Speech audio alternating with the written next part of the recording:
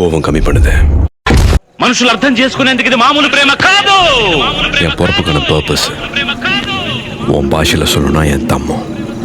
இனி காதல் పరిశుద్ధ కాదల్. అగ్నిలాగా స్వచ్ఛమైనది. அது மட்டும்தான் கட் அண்ட் ரைட்டா சொல்லி கொடுத்தேன்.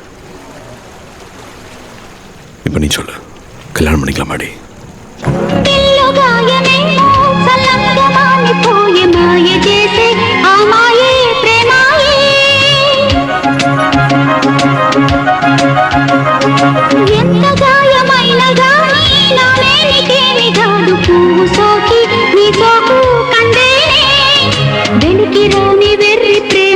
కన్నీటి ధారలోన కరుగుతున్నది